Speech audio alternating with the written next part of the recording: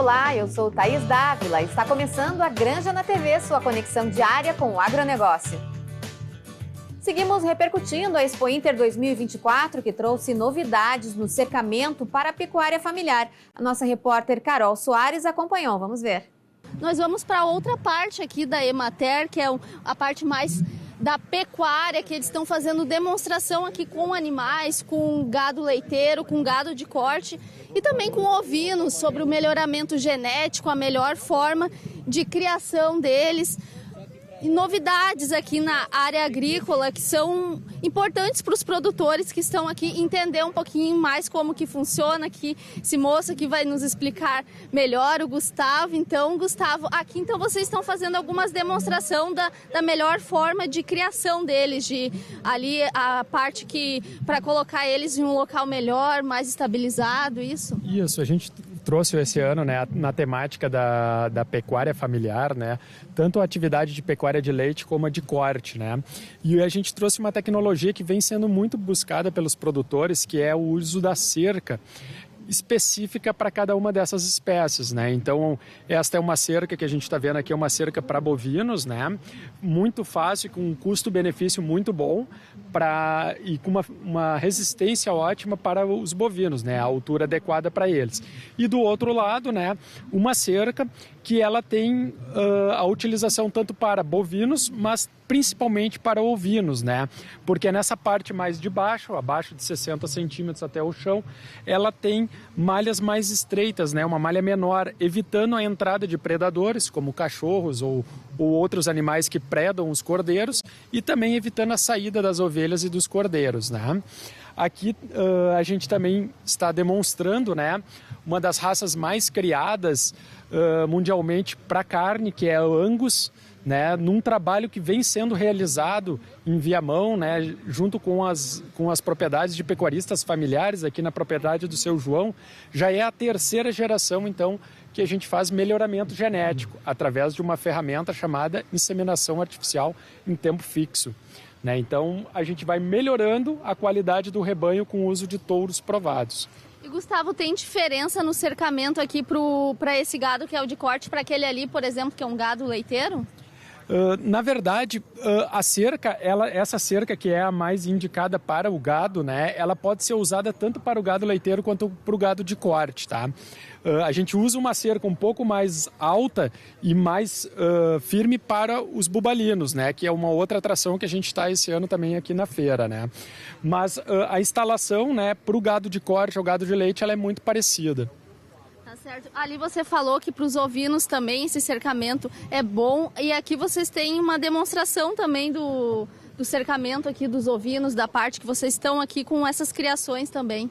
Isso, aqui a gente trouxe para o pecuarista, né, ver um exemplo de aprisco, né, que é uma estrutura, uma instalação que tende a trazer mais conforto para os animais. Eles ficam alto do chão, né, com um piso ripado que permite então que as fezes e a urina seja depositado abaixo, né, estando limpo para os animais, e também a possibilidade desses animais ficarem, né, resguardados de frio, resguardados também da noite, né, que muitos produtores acabam tendo que fazer o uso dessas instalações, né, por conta também do abigeato, né, que é o roubo dos animais. Mas para essa situação, né, do controle de predadores, a cerca, né, ela permite então um bom controle.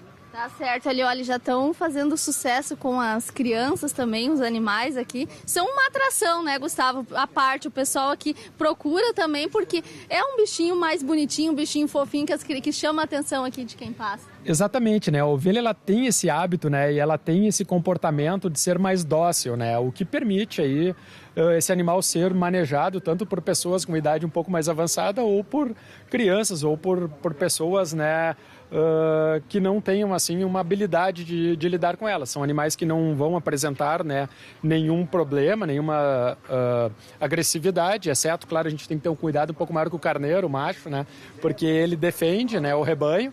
Mas as ovelhas, que são os animais que estão aqui, né, são animais mais dóceis, né? Então as crianças adoram, né, vir passar a mão nelas aqui. E como vocês podem ver, a gente tem duas raças distintas aqui, né? A Texel, que é a principal raça ovina criada para especialização da carne, né? Então ela produz uma carcaça com maior qualidade, e também as ovelhas crioulas, né? Que é uma raça nativa que tem uma boa adaptação aos nossos sistemas de criação, e ela é mais rústica, né? Então aqui nós temos os animais da Escola Técnica de Viamão. Né? Vamos mostrar ali então. Foram premiados em outros eventos da Expo Inter. Essas aqui com um pelo maior, elas seriam mais para lã, isso? Na verdade, a lã delas, né, é considerada pelo, né, por esse comprimento e pela micra, né, que é a espessura dessa lã. Então, ela é uma lã de menor qualidade para a produção têxtil, mas muito procurada para o artesanato, né, para têxtil e para um artesanato um pouco mais menos refinado, né? A gente não vai usar para vestimento o artesanato dessa ovelha, né? Mas também muito apreciado é o pelego dela, né? Justamente por esse volume, né, de pelo que ela apresenta.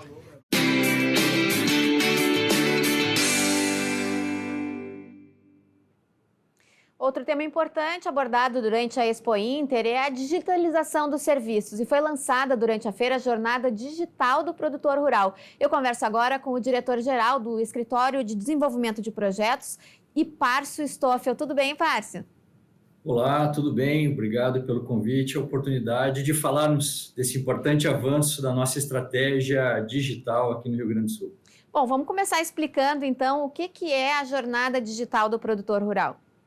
Perfeito. Bom, vale lembrar que a estratégia digital rs.gov.br é o portal que reúne todos os serviços do Executivo Estadual no seu formato digital. Hoje, já 758 serviços, um índice de digitalização na casa de 96%, desses já nessa modalidade, né, de acesso e disponibilidade de serviço ao cidadão. O que estamos ingressando nesse momento é a inauguração de uma série chamada Jornada de Experiências Digitais, e por ocasião da Expo Inter inauguramos essa série justamente com a Jornada do Produtor Rural, que em síntese é uma forma mais fácil, mais direta, mais simples do produtor rural ingressar e acessar, encontrar serviços na modalidade digital para o seu dia a dia, literalmente colocando os serviços digitais próximos do produtor rural, na palma da mão, no momento em que ele precisa para empreender, fazer negócios, né, e também difundir e disseminar, assim, a sua produção. Além dos serviços que o produtor rural, como cidadão em geral, pode obter ali, são 758 serviços que você falou, agora estão sendo inseridos dentro da plataforma rs.gov.br, essa aba, digamos assim, exclusiva para o produtor? Exatamente, nós reunimos pelo menos 30 serviços, e esse volume ele vai aumentando na medida que mais serviços digitais vão sendo lançados e disponibilizados. Então, todo interessado em acessar essa jornada digital do produtor rural pode encontrá-la, né, no nosso portal rs.gov.br. Já tem diretamente na capa um banner desta oferta, né, dessa jornada, que já encaminha para um ambiente muito semelhante ao que tem aqui nesse pano de fundo, onde ele pode eleger serviços, né, desde o momento inicial da sua jornada produtiva, de que quero empreender. Então, por exemplo, né, a possibilidade de registrar numa empresa, um CNPJ, buscar inscrição estadual, fazer o cadastro da propriedade rural, do estabelecimento, né, de produtos de origem animal, por exemplo, né, abrir uma conta bancária, como também um segmento onde estou produzindo, onde ali ele pode fazer a declaração anual de rebanho, a declaração complementar, por exemplo, do rebanho, e tantos outros serviços disponibilizados. E um terceiro grupo de serviços que reunimos já num campo e estou fazendo negócios.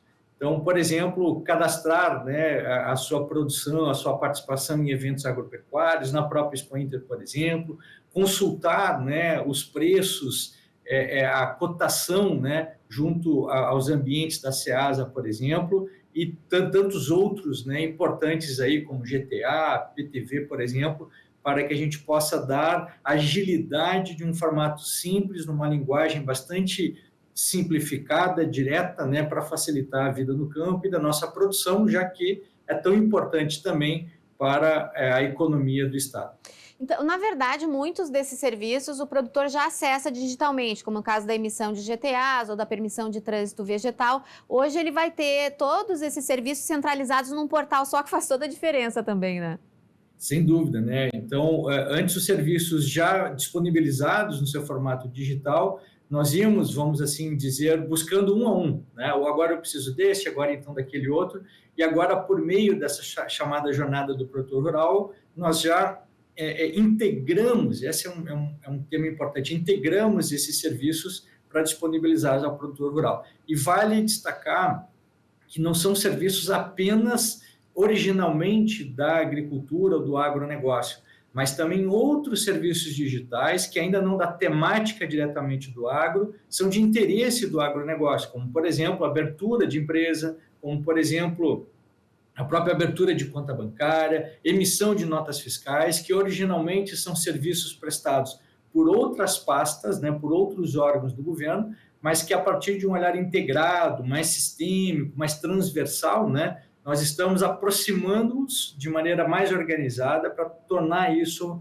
de mais simples e rápido acesso ao produtor, para que a gente consiga fazer do digital também um instrumento de muito mais agilidade ao dia a dia, à produção e ao fomento de toda a nossa tão importante produção agropecuária.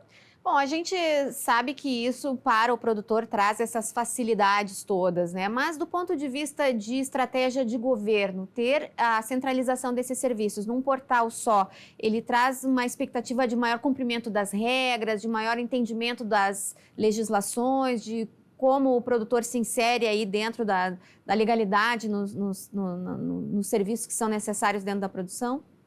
Perfeito. Bom, é importante dizer que os serviços digitalizados, eles são assim feitos observando todos os normativos, todas as boas práticas, né? De tal forma que a gente dê segurança também para o usuário e para os entes, né, que realizam o serviço e também para os controladores. Então, na medida que o produtor ele se utiliza de um desses serviços no formato digital, oferecidos, importante dizer, no âmbito desse portal rs.gov.br e dos oficiais do governo, né, estão assim aderentes, né, e em cumprimento a todas as regras. Mas eu acho que é interessante também trazer alguns dados com relação ao uso do digital, né? Se nós observarmos a curva, né, de acessos aos serviços digitais do governo, olhando a estratégia digital rs.gov.br como um todo, né, nós viemos, por exemplo, de 2023 com uma média mensal de 5 milhões e 300 e 5 milhões e 400 mil acessos em média por mês. Nós já estamos hoje com 6,9 milhões de acessos média mês, o que imprime aí, né, um acréscimo, uma evolução na ordem de 25%, 27%. Mas se nós fizermos um recorte específico dos serviços oferecidos ao produtor rural, de 2022 para 2023, os acessos no formato digital mais que triplicam. E as projeções já para 2024, veja, já projetam um aumento de 40% em relação a 2023.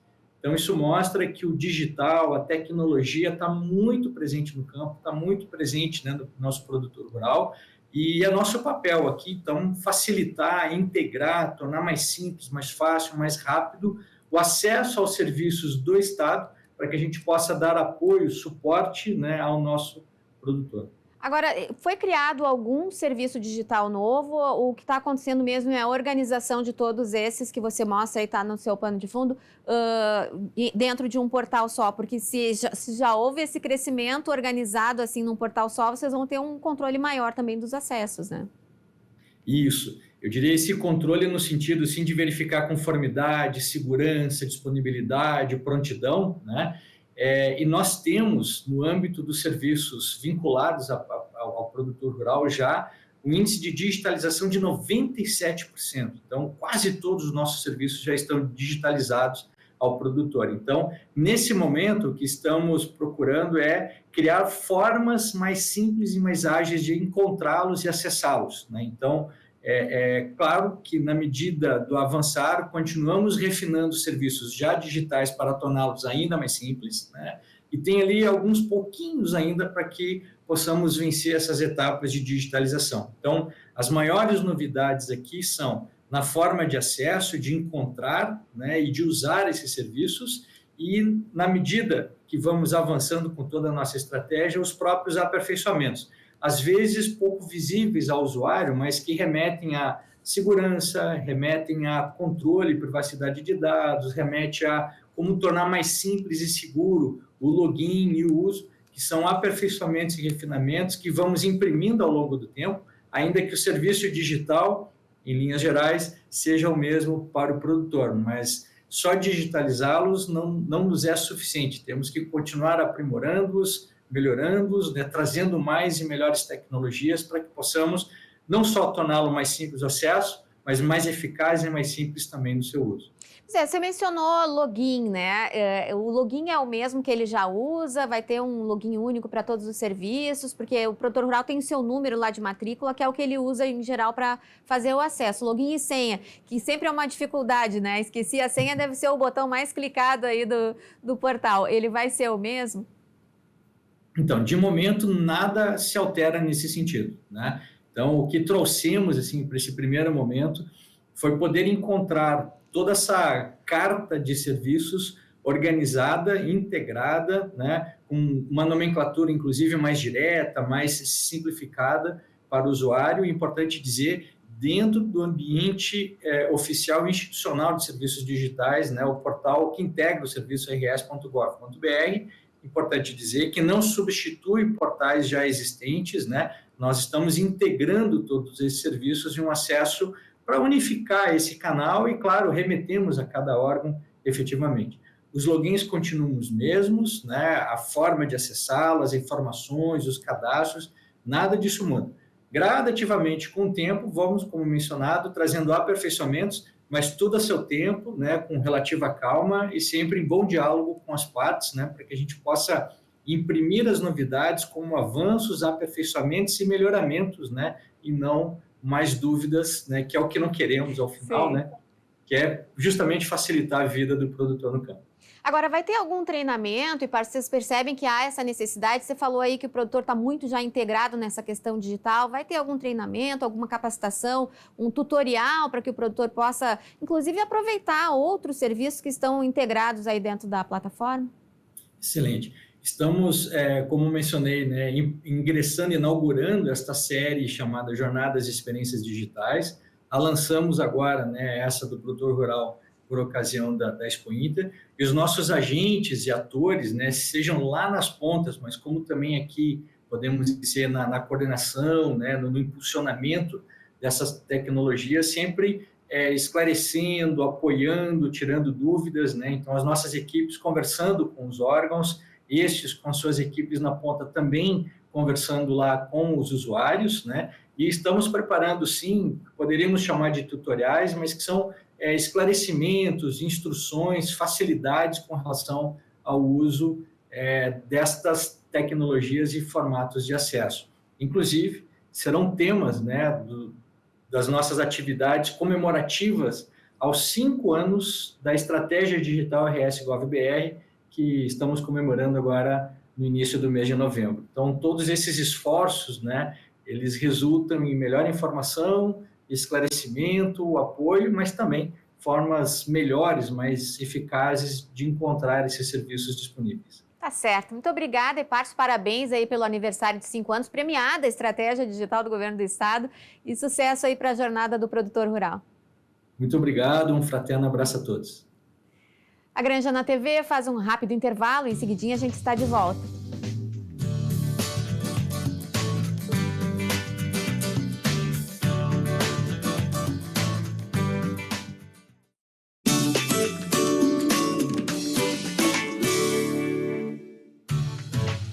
A Granja na TV está de volta.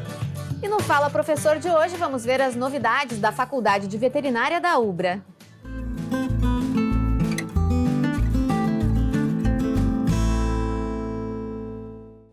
Oi, Thaís, estou aqui no Hospital de Veterinária da UBRA e vou conversar com o professor Jean Soares, que é coordenador do curso de veterinária, sobre a questão da microchipagem dos animais de criação. Professor, por que é importante, né? Qual é o diferencial de microchipar esses animais? Bom, microchipagem não é uma técnica nova, né? É uma técnica já mais antiga, mas nos últimos dias, e principalmente nas enchentes, né, que começou a se difundir, se propagar mais o uso dessa tecnologia de microchipar os animais. O microchip nada mais é do que uma técnica de tu ter um registro, de individualizar, né, de ter uma forma de identificar esses animais, tá? E essa identificação, ela te permite uma série de vantagens. Uma, conhecer quem é o tutor, o proprietário. Nas enchentes, vários tutores conseguiram resgatar os seus pets, né, porque os animais tinham microchip, tá? Nos animais de produção também vem se usando muito, inclusive tem algumas associações de raças de equinos que vêm exigindo e obrigando, né, que esses animais tenham essa identificação, porque assim tu consegue ter, saber quem é quem, qual é aquele cavalo. Muitos animais têm a mesma pelar, são muito parecidos, né, e quando tu tem um microchip tu individualiza. Além disso, tem uma série de controles, por exemplo, nos bovinos, de gestão, que te possibilita conhecer um pouco mais dos animais, ter controle de pesagem, saber o histórico, saber nascimento, né? Tu tem uma série de outras ferramentas de gestão que são importantes isso. Também para a questão mercadológica, esse é o grande, assim, digamos, o grande apelo, né? Países que compram a nossa carne, aqui, por exemplo, eles querem saber de qual que é a propriedade. E quando tu tem uma identificação individual, um microchip, tu consegue fazer isso e identificar essa origem desses animais. Perfeito. Então, a microchipagem acaba influenciando até no valor do produto final. Exatamente, ela pode agregar no valor do produto final. Pode favorecer a tua gestão, pode te facilitar o teu manejo, né? E pode, dependendo para onde for comercializado, agregar no valor final da carne. Perfeito, professor. Muito obrigado. O Fala Professor dessa semana fica por aqui. Volto contigo no estúdio, Thaís. E seguimos com a apresentação dos infográficos do site Sacred Call com a divulgadora científica Lívia Padilha. Vamos conferir. Quem aí já viu que quando a gente está com ferro baixo ou tem anemia, deve comer mais feijão? Isso de fato está no nosso imaginário porque o feijão contém ferro. Mas o tipo de ferro que o feijão contém, ele não é um ferro que o nosso corpo absorve da melhor maneira, diferentemente da carne bovina. Hoje nós vamos falar da comparação entre carne bovina e feijão em relação aos minerais. Como vocês podem ver nesse infográfico aqui do lado, o ferro, por exemplo, é muito parecido no percentual de quanto a gente consegue por uma mesma porção de carne bovina e em relação ao feijão. Mas a forma com que o nosso corpo absorve o ferro é muito diferente. E o ferro M, que está presente na carne bovina, ele é muito mais biodisponível, ou seja, o corpo consegue absorver ele de uma forma muito mais eficiente, diferentemente do ferro contido no feijão. Além do ferro, nós temos outros minerais muito importantes, como o zinco e o selênio, que também predominam na carne bovina e têm um valor muito baixo dessa mesma porção do feijão. Por que a gente compara essa questão do ferro principalmente? Porque uma das maiores deficiências do mundo ainda é a de ferro, a anemia. Então, nós temos aqui muitos mitos em relação a essa questão do ferro, principalmente de que comer feijão é a melhor fonte de ferro. E a gente precisa justamente falar sobre esses assuntos e mostrar a realidade dos dados. Nós vimos nesses últimos 3 infográficos que a carne é muito mais densa nutricionalmente do que o feijão em relação à proteína, em relação às vitaminas e agora em relação aos minerais. Se encerra aqui essa parte, essa primeira etapa do livro que fala sobre a nutrição. Na próxima semana nós começamos a falar sobre a segunda parte do livro, que trata sobre a questão ambiental. A Granja na TV de hoje fica por aqui. A gente volta amanhã com muito mais. Até lá!